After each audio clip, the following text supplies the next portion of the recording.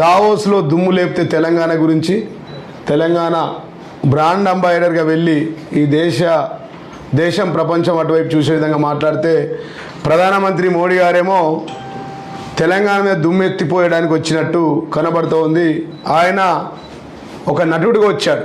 ఈ మధ్య టూరిస్టులు చాలామంది వస్తూ ఉన్నారు, పోతూ ఉన్నారు. టీమిండియా పనిచేస్తామన్న వాళ్ళు గుజరాత్ టీమ్గా పనిచేస్తారు. వారి ఎలా మేక్ ఇన్ ఇండియాను ఫేక్ ఇండియాగా మార్చినటువంటి వ్యక్తి మన మోడీ గారు. డ్రీమ్ ఇండియాను పూర్ ఇండియాగా మార్చిన వ్యక్తి మన మోడీ గారు.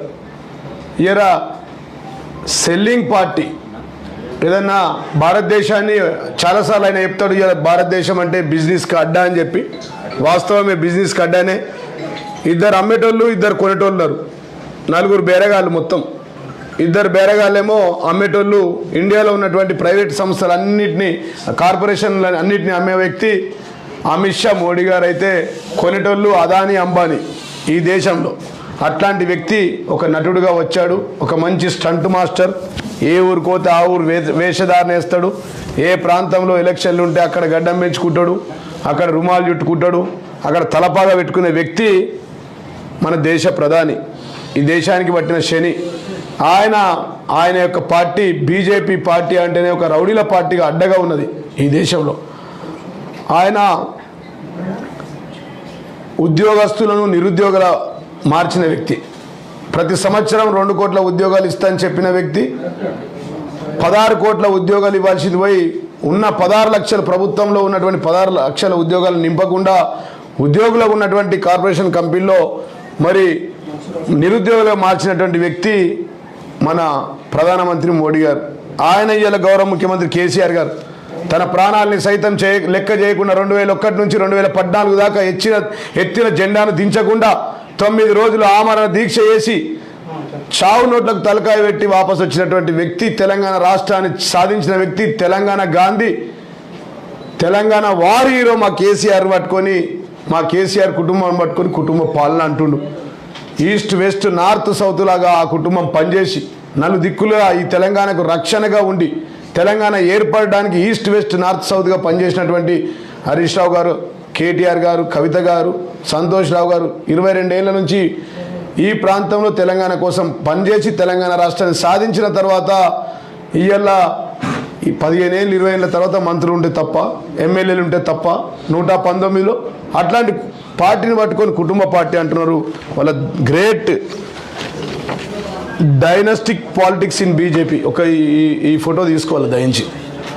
భారతదేశ వ్యాప్తంగా దేశంలో మ్యాప్తో సహా ఏ రాష్ట్రంలో ఢిల్లీ నుంచి పడితే ఇక్కడి వరకు ప్రతి రాష్ట్రంలో కుటుంబ పాలన బీజేపీ నాయకులు వారి కుటుంబంలో అధికారంలో ఉన్న వ్యక్తులు వరుసపెట్టి ఢిల్లీలో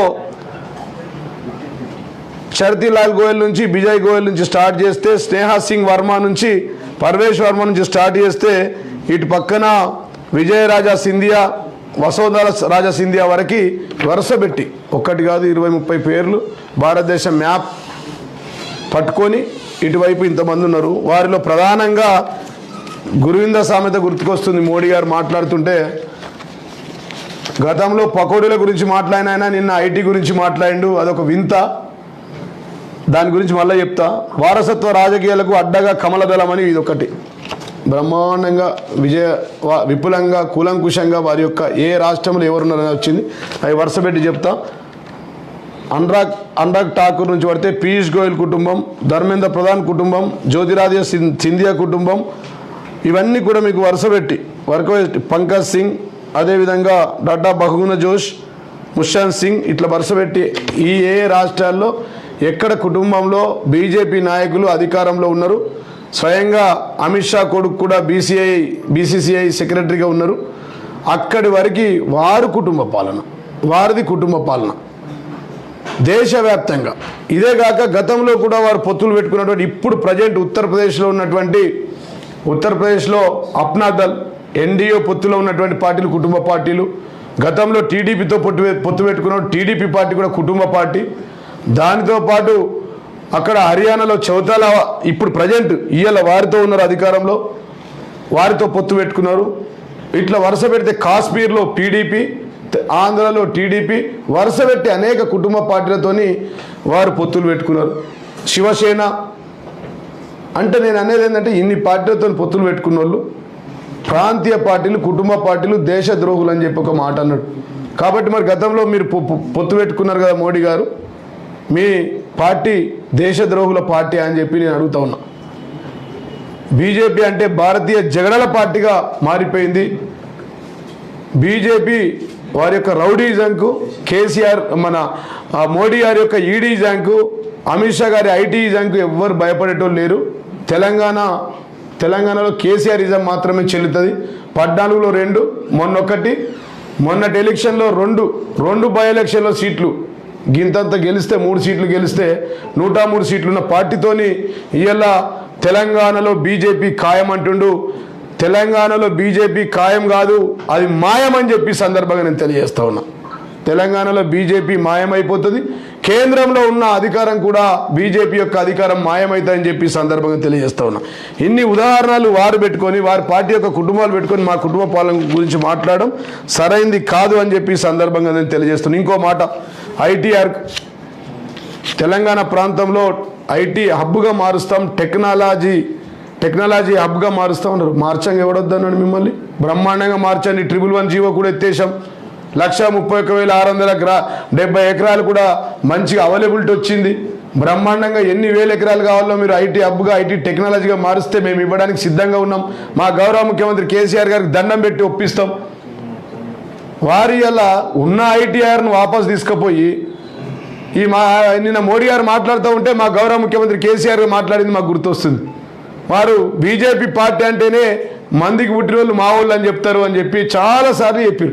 నేను స్వయంగా ఈ దేశానికి ప్రధానమైనటువంటి బీజేపీ నాయకుడు మరి ప్రధానమంత్రి మోడీ గారు వారు అన్నారు. ఇవాళ ఏమంటారు? ఎవరు ఐటీఐఆర్ను వాపసు తీసుకుపోయింది ఎవరు? అసలు ఐటీకి మీకు ఏమైనా సంబంధం ఉందా? గతంలో ఉద్యోగాల గురించి మాట్లాడితే పకోడీలు అమ్ముకోమని చెప్పి రైల్వే స్టేషన్లలో పకోడీలు అమ్ముకోమని చెప్పిన వ్యక్తి నోట ఇలా ఐటీ గురించి వచ్చిందంటే ఇది ఒక వింతగా మేము భావిస్తూ ఉన్నామని చెప్పి సందర్భం తెలియజేస్తూ ఉన్నాం. మీదే ఒక కిల్లర్స్ పార్టీ, ఒక సెల్లర్స్ పార్టీగా బీజేపీని ఇలా ట్రీట్ చేస్తూ ఉన్నారు. అట్లాంటిది మీరు అంటున్న ఐటీఆర్ ద్వారా, హబ్ ద్వారా తెలంగాణ టెక్నాలజీ పార్క్గా మారుస్తా అంటే బ్రహ్మాండంగా వెల్కమ్ చేస్తూ ఉన్నాం. అదే వెల్కమ్ విషయానికి వచ్చేసరికి నిన్న అంటున్నారు స్వయంగా రాష్ట్ర ముఖ్యమంత్రి మోడీ గారికి వెల్కమ్ చేయాలి అంటారు. ఎక్కడ వెల్కమ్ చేస్తారు? ఎందుకు వెల్కమ్ చేస్తారండి?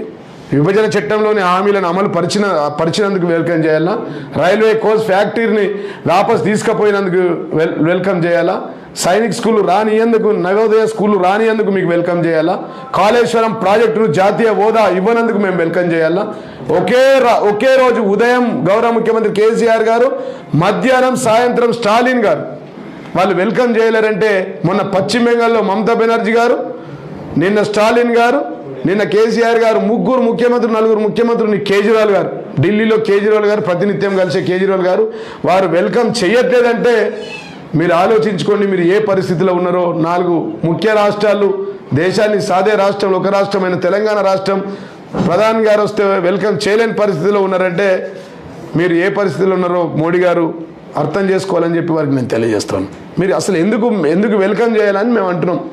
ఇవాళ మొన్ననే మా ఫైనాన్స్ మంత్రి గారు చెప్పారు చాలా స్పష్టంగా మాకు రావాల్సిన నిధుల గురించి. మా గౌరవ మంత్రివర్యులు కేటీఆర్ గారు చెప్పారు 3,68,000 కోట్లు కేంద్రాన్ని కడితే కేవలం 1,68,000 కోట్లే ఇచ్చిర్రు మాకు. మేము దేశాన్ని సాదే 4 రాష్ట్రాల్లో ఒక రాష్ట్రం ఉందని చెప్పినాం. ఎందుకోసం మీకు వెల్కమ్ చేయాలి? కాబట్టి దేశవ్యాప్తంగా నిన్న ఘోరమైన విషయం ఏంటంటే స్వయంగా ప్రధానమంత్రిగా ఉన్న వేదిక పైన తమిళనాడు ముఖ్యమంత్రి స్టాలిన్ గారు మాకు రావాల్సిన నిధులు మాకు ఇవ్వండి, మీ హిందీయిజం నడవనియం, మేము ఇక్కడ మా ద్రవిడ మోడల్ చూపిస్తాం రానున్న రోజుల్లో దేశానికి అని చెప్తా ఉన్నారు. అదేవిధంగా గౌరవ ముఖ్యమంత్రి కేసీఆర్ గారు కూడా తెలంగాణ మోడల్ను మేము చూపించబోతున్నామని చెప్పి తెలియజేశారని చెప్పి సందర్భంగా నేను తెలియజేస్తూ ఉన్నాను. కాబట్టి ఈ విధంగా మూఢ విశ్వాసాల గురించి మాట్లాడతాడు. ఈ సోషల్ మీడియాలో చాలా ట్రోల్ అవుతూ ఉన్నాయి. నా ఫోన్ ఇవ్వాలి. మోడీ గారి మూఢ విశ్వాసాల గురించి అసలు అంధకార విషయాలకు, మూఢ విశ్వాసాలకు ప్రతీక బీజేపీ పార్టీ. మూఢ విశ్వాసాలు నమ్మే పార్టీ దేశంలో ఏదో ఉందంటే అది బీజేపీ పార్టీ అని చెప్పి సందర్భంగా నేను తెలియజేస్తున్నాను. మొన్న సంజయ్ గారు ఏవేవో మూఢ విశ్వాసాల గురించి చెప్తాడు. ప్రజలకు వారాలు అంటాడు, ఇంకోటి అంటాడు. కాబట్టి మీ రాష్ట్ర అధ్యక్షులు ఆయనకు 3 విషయాల గురించి చెప్పండి. మీరు పకోడీలు అమ్ముకోండి అని చెప్పిన వాళ్ళకి ఐటీ గురించి చెప్పడం సబబు కాదని చెప్పి ఈ సందర్భంగా నేను తెలియజేస్తూ, బీజేపీ అంటేనే 3 విశ్వాసాల పార్టీగా మీకు తెలియజేస్తా ఉన్నా. ఇలా భారతీయ జనతా పార్టీ ఒక జగడాల పార్టీ అని చెప్పి సందర్భాన్ని తెలియజేస్తున్నా. టీఆర్ఎస్ అంటేనే జీత్నే వాళ్ళ పార్టీ, బీజేపీ అంటేనే హర్నే వాళ్ళ పార్టీ. ఈ రాష్ట్రంలో మీకు 3 ఉన్నాయి. ఆ 3 కూడా 2014లో 2, 2018లో 1, రానున్న రోజుల్లో 1 సీటు కూడా మీకు రాదు, జీరోగా మిగులుతుందని చెప్పి సందర్భంగా తెలియజేస్తూ, మరి ఇంకా చాలా విషయాలు యువకులతో జాతిని ఉద్దేశించి మాట్లాడడానికి వచ్చింది. ఆ యువకులకు రావాల్సిన ఉద్యోగాల గురించి చెప్పండి. ప్రభుత్వ ఉద్యోగాల 16 లక్షల ఏదైతే మీరు నింపాల్సిన మాట ఉందో ఆ 16 లక్షల ప్రభుత్వ ఉద్యోగాల గురించి చెప్పండి. ప్రతి సంవత్సరం 2 కోట్లు ఇస్తానటువంటి 8 సంవత్సరాలకు గాను 16 కోట్ల ఉద్యోగాల గురించి ఆ యువతకు చెప్పి వారు వస్తే బాగుంటుందని చెప్పి మేము ఈ సందర్భంగా తెలియజేస్తున్నాం. ఈ విధంగా వరుస పెట్టి మాట్లాడిన మాటలు ఒక్కటి కూడా ఆ వెల్కమ్ విషయంలో కావచ్చు, ఐటీ హబ్ విషయంలో కావచ్చు, కుటుంబ పాలన విషయంలో కావచ్చు, అన్ని విషయాలు అబద్ధాలు చెప్పాడు ఆయన. ఐటీ హబ్ అనేది మేము అనుకుంటాం ఈ వాట్సాప్ యూనివర్సిటీ ఏదైతే ఉందో ఆ టెక్నాలజీని రాష్ట్రంలో వాడుకుంటాడు. కాబట్టి ప్రజలే బుద్ధి చెప్తారు చాలా స్పష్టంగా. రానున్న రోజుల్లో టీఆర్ఎస్ పార్టీ ఏంటంటే తెలియజేస్తుంది. తెలంగాణ ప్రజలకు పట్టుదల పౌరుషానికి మారుపేరు అన్నారు. ఖచ్చితంగా దానిలో భాగంగానే తెలంగాణ ప్రజల పట్టుదలతోనే పౌరుషంతోనే తెలంగాణ రాష్ట్రాన్ని సాధించుకున్నాం. కానీ మీలాంటి గుజరాతీ బేరగాళ్ళు ఎవరైతే ఉన్నారో అది బయర్స్ అండ్ సెల్లర్స్, ఇద్దరు అమ్మేటోళ్ళు ఇద్దరు కొనేటోళ్ళు చెప్తే మేము వినే పరిస్థితిలో ఈ రాష్ట్రం లేదు. ఏనాడు తెలంగాణ ప్రజలు బీజేపీని ఆదరించలేరు, రానున్న రోజుల్లో కూడా ఆదరించారని చెప్పి సందర్భంగా తెలియజేస్తూ ఉన్నాం. బీజేపీ కార్యకర్తలపై దాడి చేస్తూ ఉన్నాం, దమనకాండ అంటారు. మాది కాదు, కిల్లర్స్ పార్టీ మీది. బీజేపీదే రౌడీజం అని మొదట చెప్పినా మళ్ళీ కూడా చెప్తున్నాం. ఈ గడిచిన 5 ఏళ్ల నుంచి మేము చెప్తా ఉన్నాం. పశ్చిమ బెంగాల్లో మీరు చేసిన రౌడీజం చూసారు, తమిళనాడులో మీరు చేసిన రౌడీజం చూశారు, అదేవిధంగా ఉత్తరప్రదేశ్లో కూడా మీరు చేసిన రౌడీజం చూసే బీజేపీ అంటేనే ఒక కిల్లర్స్ పార్టీగా ప్రజలంతా విశ్వసిస్తూ ఉన్నారు. దేశ సంపదను అమ్మేటువంటి సెల్లర్స్ పార్టీగా భావిస్తూ ఉన్నారని చెప్పి సందర్భంగా తెలియజేస్తాను. మరి తెలంగాణ కోసం ఏ బీజేపీ నాయకుడు ప్రాణత్యాగం చేసిందో మోడీ గారు చెప్పాలి. మేము చెప్తాం, తెలంగాణ ప్రాంతంలో ప్రాణత్యాగం చేసిన అమరుల గురించి అనేక సార్లు వివరించాం. మరి ఏ బీజేపీ నాయకుడు ఎవరు ప్రాణత్యాగం చేశారు, ఎవరు పదవి త్యాగం చేశారో మరి మా టూరిస్ట్ మినిస్టర్ కిషన్ రెడ్డి గారు ఆ రోజు రాజీనామా చేయమంటేనే రాజీనామా చేయకుండా ఉన్నటువంటి వ్యక్తి ఆయన అని చెప్పి మోడీ గారికి చెప్తా ఉన్నాం. కాబట్టి ఏ బీజేపీ అమరవీరుడికి మోడీ గారు శ్రద్ధాంజలి ఘటించారో వారి యొక్క పేరు చెప్పాలని చెప్పి సందర్భంగా నేను కోరుకుంటా ఉన్నా. తెలంగాణను దేశంలోనే ఎక్కడ లేని విధంగా ఒక మోడల్ రాష్ట్రంగా అభివృద్ధి చేసింది గౌరవ ముఖ్యమంత్రి కేసీఆర్ గారు.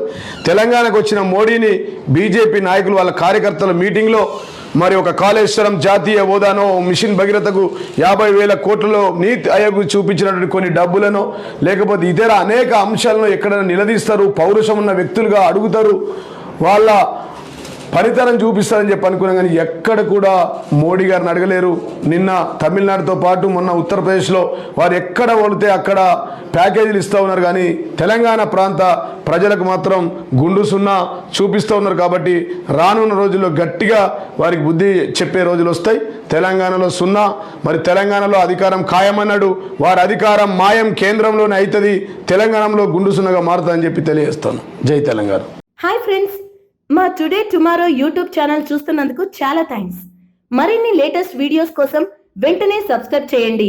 అలాగే ఈ బెల్ ని కూడా రింగ్ చేసేయండి. మా నోటిఫికేషన్స్ అన్ని మీ మొబైల్లో వస్తాయి.